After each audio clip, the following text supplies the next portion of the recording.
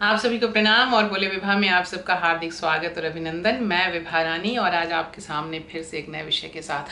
आज का विषय बड़ा ही खतरनाक विषय है, ध्यान लगा करके सुनिएगा। लेकिन अभी नहीं बताऊंगी, हाँ पहले तो आप हमें ये बताइए कि आपने हमारा चैनल सब्सक्राइब किया है या नहीं, बेल आइकन दबाया है या नहीं, और लाइक कमेंट शेयर किया है या नहीं। और अगर आपको लगता है कि आपके मन की किसी बात को हम अपने शब्दों में साझा कर सकते हैं, बयान कर सकते हैं, तो वो आपने हमें कमेंट बॉक्स में दिया है या नहीं। अगर ये सब नहीं किया है तो झटपट कर लीजिए और फिर हम आपके सामने आते हैं आज के विषय पर। आज का विषय मैं बताऊं इसके पहले मैं आपको एक कहानी सुनाना चाहती हूँ और कहानी के माध्यम से ही आप समझ जाएंगे कि आज का विषय क्या है। एक पति पत्नी थे, दोनों मिलजुल करके काम करते थे और वापस घर लौटते थे तो शाम में मिलजुल करके खाना पीना बनाते थे, मिलजुल करके खाते पीते थे, मिलजुल करके घर का काम निपटाते थे और फिर सुबह अपने काम पर निकल जाते थे। बड़ी शांति थी उनके घर में, बड़ा प्रेम मोहब्बत था उनके घर में। उनके ठीक सामने ही एक बड़ी आलीशान इमारत थी, बड़ा आलीशान हवेली, महलनुमा हवेली थी जिसमें सेठ और सेठानी रहते थे। धन धान्य से परिपूर्ण ऐसी कोई भी चीज़ नहीं थी जो उनके पास नहीं थी, लेकिन उनके पास शांति नहीं थी, सुख नहीं था, तसल्ली नहीं थी। दिन रात उनके यहाँ काएं काएं ठाएं ठाएं धन मन पन मन ये सब होते रहते थे। सेठानी को बहुत आश्चर्य होता था कि आखिर ऐसा क्या है उस घर में कि उनके पास कुछ नहीं है। घर भी झोपड़ी है, टूटा फूटा हुआ घर है, दोनों के पास कोई वैसे अच्छे कपड़े लत्ते भी नहीं है, कोई ऐसे उतने भी संपन्न भी नहीं है, लेकिन उनके पास कितना प्रेम है, कहीं भी कभी कभी कोई लड़ाई नहीं होती है। अंत में उन्होंने अपने उसी पति से पूछा जिससे वो दिन रात उनकी लड़ाई होती रहती थी। उनके पति ने कहा इनके पास बस केवल एक चीज़ नहीं है जिसके कारण ये सारी चीज़ें नहीं हैं। उनकी पत्नी ने कहा, सेठानी ने कहा, ऐसा क्या है? उन्होंने कहा कुछ नहीं।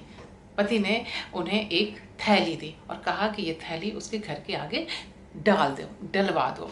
पत्नी ने वैसा ही किया, पर पूछा कि इससे क्या होगा? कहा कि देखते जाओ उससे क्या होगा। उन्होंने पत्नी ने वैसा करवा दिया, सेठानी ने करवा दिया। सेठानी ने दूसरे दिन सुबह जब पत्नी, वो उस घर की पत्नी, उस घर की युवती जब झाड़ू लगाने के लिए उठी तो देखा कि दरवाजे के बाहर तो एक थैली पड़ी हुई है। वो थैली लेकर के अंदर आई और जब उसको खोला तो उसकी आंखें फटी की फटी रह गई। सोने के सिक्के, ठोस सोने के सिक्के। अरे बाप रे बाप, उसने गिनना शुरू किया। देखिए मेरी तो सांस अटकने लगी सोने के नाम से। 1 2 3 4 5 6 7 8 9 10, 99। उसने झट से अपने पति को उठाया और कहा कि देखो देखो देखो, ये ऐसा एक थैली मिली है और इस थैली में ये सोने के सिक्के हैं और वो भी 1 2 3 4 नहीं, पूरे 99। किसके हो सकते हैं? पति हैरत में पड़ गया कि किसके हो सकते हैं। कहा कि वो सामने कहीं हवेली, सेठ जी की हवेली है, कहीं हवेली के पैसे तो नहीं है, हवेली की थैली तो नहीं गिर गई। दोनों वहां गए, पहुंचे। उन्होंने सेठ जी से कहा कि सेठ जी, लगता है कि शायद आपकी हवेली से या किसी की थैली ये गिर गई है जिसमें ये सोने के सिक्के हैं। सेठ ने कहा नहीं, हमारे यहाँ से कैसे था ये थैली जा सकती है उधर? मेरे पैसे नहीं है, मैं इतना बेईमान नहीं हूँ, मैं तो बिल्कुल सत्य की कमाई करता हूँ, सत्य की कमाई खाता हूँ, मेरे पैसे नहीं है। पर चलो अच्छा है तुम्हारे पास अगर ये सोने के सिक्के आ गए हैं तो जाओ, तुम्हारे तो दिन दुख के दिन दूर हो गए, ऐश करो, खाओ पियो, ऐश करो। दोनों पति पत्नी उस थैले को लेकर के आ गए। फिर गिना कि कहीं गड़बड़ तो नहीं हो रही है। आंखों पर विश्वास नहीं हो रहा। तो बताइए ना, आज के समय में जब हमारी नाक में कील तक नहीं है सोने की, और वैसे में सोने के सिक्के अगर मुझे मिल जाए, ठोस सोने सिक्के और वो भी 1 2 3 4 नहीं, 99 सिक्के, तो हम क्या करेंगे? आपको मिले तो आप क्या करेंगे? जी हाँ, हम सब वही करेंगे कि 99 है यार, इसको पूरा कर दो, इसको 100 कर दो। और उन दोनों पति पत्नी ने भी यही सोचा कि इसको 100 कर देते हैं।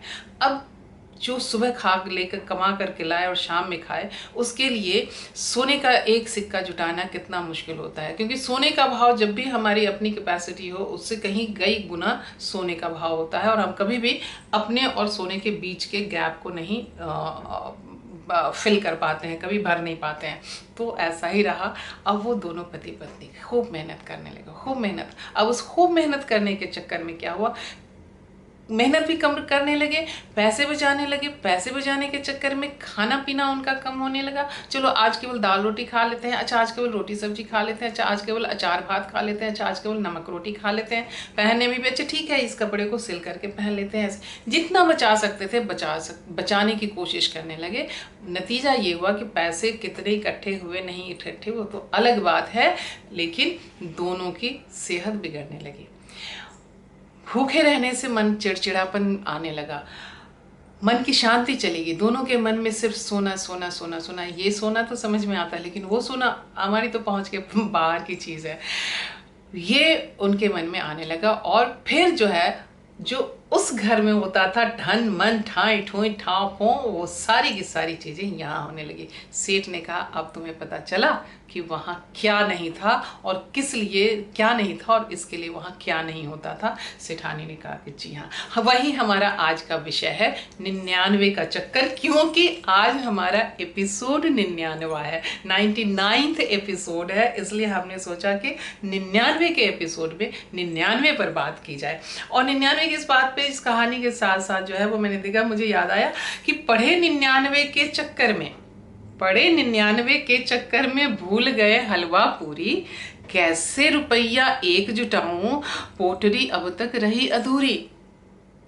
तो ये वो 1 रुपया हो कि सोने का सिक्का हो या कि चांदी का सिक्का हो, ये एक वो कंप्लीट करने के चक्कर में जो है वो इस तरीके से हम उलझ जाते हैं कि भूल गए राग रंग, भूल गए हे कड़ी, 3 चीज याद रही नून तेल लकड़ी। तो इस नून तेल लकड़ी के सरंजाम में और उस सरंजाम के साथ अपनी चीजों को बचाने के इंतजाम में और ये संचित करने के इसमें, और सो संचित जो है, कबीर कह गए हैं कि पूत सपूत तो का धन संचय, पूत कपूत तो का धन संचय। सपूत है तो संचित करने का क्या फायदा, वो अपना जुटा ही लेगा, और कपूत है तो संचय करने का क्या फायदा कि वो उड़ा ही देगा। तो ऐसे में लेकिन जो सारा, कहीं एक बहुत पहले एक चला था जुमला, मैं सबका माल अपना, मेरे बाप का सपना, सबका माल अपना। तो वही जुमला जो है आज पूरे हर जगह आप देखेंगे, घर घर देखा, एक ही लेखा। सबको लगता है कि सबका सारा सब कुछ हमारे पास आ जाए, मन का संतोष इससे निकल जाता है, मन की सारी चीज़ें निकल जाती हैं। लेकिन मेरा ये 99th एपिसोड तो आज ही बन करके रहेगा ही, लेकिन मैं इस पर टिके नहीं रहूँगी। आप सबका इतना प्यार और मोहब्बत हमें मिल रहा है, तो इस प्यार और मोहब्बत के बल पर अब हम यहाँ से विदा लेंगे थोड़ी देर में, और यहाँ से निकल करके हम 100वें एपिसोड की तरफ चलेंगे। क्योंकि 100वां एपिसोड जो है वो 100वां एपिसोड ज़रूर, चूँकि 100 पूरा कर रहे हैं तो आनंददायक होगा। लेकिन मैं ये सोच रही थी कि ये 99 का चक्कर है क्या। 99 के चक्कर में मैंने जब और भी चीज़ें खोजनी पढ़नी सब शुरू की, तो मुझे जहाँ तक मिला उसमें सिर्फ इतना मिला कि हर जगह 99 का मतलब धन, 99 का चक्कर का मतलब धन का चक्कर। 99 से 100 पूरा करो, 99 से 100 पूरा करो, और उसके पीछे की भाग दौड़, उसके पीछे की आपाधापी। किसी ने ये नहीं कहा कि अच्छा मेरे अंदर 99% दिमाग है तो उसको हम 100 कर लें। अगर मेरे अंदर 99% मन के इमोशंस, मेरे इमोशंस है, मेरे भाव हैं, मेरी संवेदनाएं हैं, संवेग हैं, तो उसको हम 100% कर लें। 100% का मतलब है कंप्लीशन, कंप्लीट कर लें, पूर्ण कर लें। लेकिन ऐसा हम नहीं सोचते हैं, ऐसा हम नहीं करते हैं। और तो क्या हम 99 को हम केवल एक संख्या नहीं मान सकते हैं कि जैसे सारी संख्याएं हैं 1 से लेकर के 100 तक की हम गिनती करते हैं, तो 99 तो आएगा ही। लेकिन 100 के ठीक पहले का है और बहुत बड़ा शब्द है, बल्कि वो 90 के बाद का जो 91, 92, 93, 94, 95, 96, 97, 98, 99, 4.5 अक्षर का शब्द है ये। तो 4.5 अक्षर का शब्द बोलने में सांस निकलने लगती है। 99, और उसके तुरंत बाद बड़ा रिलीफ मिलता है जब एक अक्षर का बड़ा पूर्णाहुति देने वाला शब्द हमारे पास आता है, 100। लेकिन इस 100 को पूरा करने में हम पहले 99 के सारे फेर में पढ़ते हैं।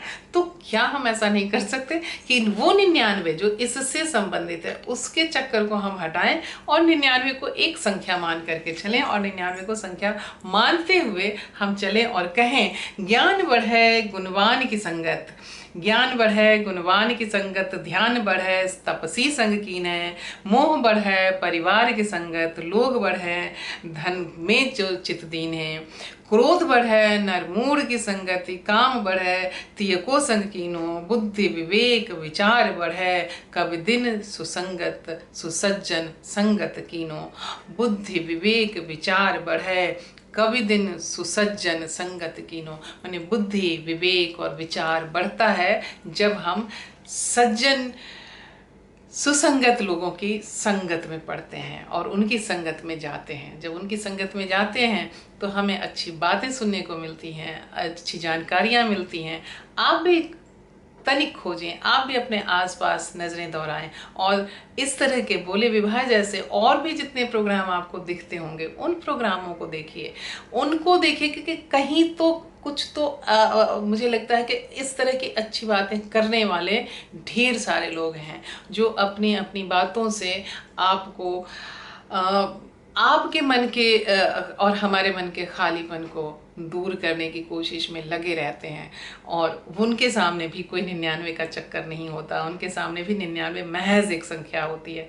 आइए इस 99 को महज एक संख्या बनाएं और उस 99 के चक्कर से दूर करें। देखिए मैंने भी इसी 99 के लिए ये पहन करके मैं आज आई हूँ। देखिए इसमें चवन्नियाँ ही चवन्नियाँ लगी हुई हैं और ये उस समय की चवन्नियाँ हैं। आज तो चवन्नी आपको देखने को भी नहीं मिलेगी। शायद बच्चों, आज के बच्चों के तो कल्पना में भी नहीं होगा कि चवन्नी भी कोई सिक्का होता था, लेकिन ये इसमें असली चवन्नी है। तो हम पहन करके आए थे सिर्फ आपको दिखाने के लिए कि इस 99 के चक्कर से आपको मुक्त कराने के लिए। लेकिन बड़ा अच्छा इसमें संगीत है, इसके घुंघरुओं का संगीत है। इस घुंघरुओं के संगीत के साथ और 99 से 100 की तरफ बढ़ते हुए कल आप हमारा एपिसोड ज़रूर देखिएगा, बहुत मज़ा आएगा। और हम आपसे आज विदा लेते हैं। नमस्कार, धन्यवाद, शब्बा खैर, अपना ख्याल रखिएगा, क्योंकि आप हैं तो हम हैं।